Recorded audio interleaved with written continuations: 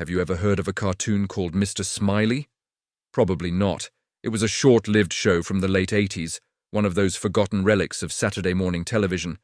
It featured a perpetually cheerful character with a painted-on smile and oversized gloves, always teaching kids about sharing and being kind. But there's a reason you haven't heard of it. There's a reason it was pulled off the air after only a handful of episodes. It's because of what happened to a 10-year-old boy named Adam. Adam was a collector of oddities. While other kids were trading baseball cards, Adam was scouring flea markets and early internet forums for lost media. He loved the idea of finding something no one else had seen. One rainy afternoon, he hit the jackpot.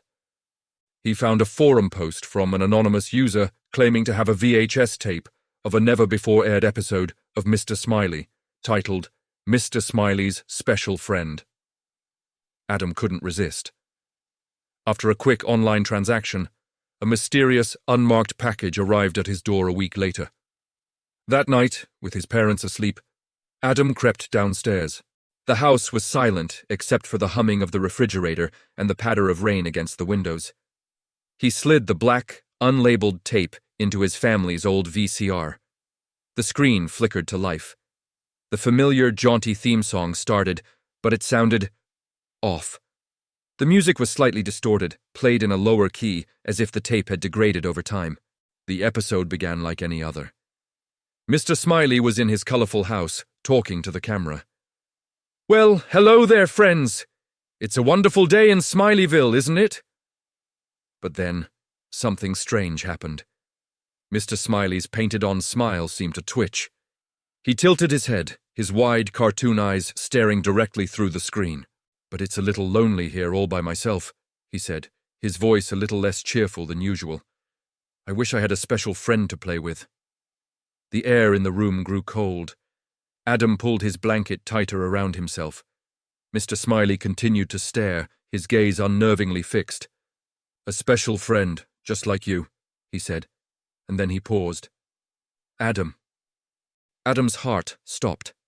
How did he know his name? It had to be a coincidence, a sick, twisted joke from whoever sold him the tape. He reached for the remote, his hand trembling, but he couldn't look away. Mr. Smiley's smile widened, stretching unnaturally across his face. "Oh, don't be scared, Adam. We're going to have so much fun together. I have a new game for us to play. It's called Hide and Seek." On the screen, the background of Smileyville began to glitch and dissolve into static. All that remained was the character, Mister Smiley, standing against a swirling vortex of black and white. "You can hide, Adam." His voice was now a low, distorted whisper that seemed to come from the TV speakers and from the corners of the room itself. "But I'll always find you."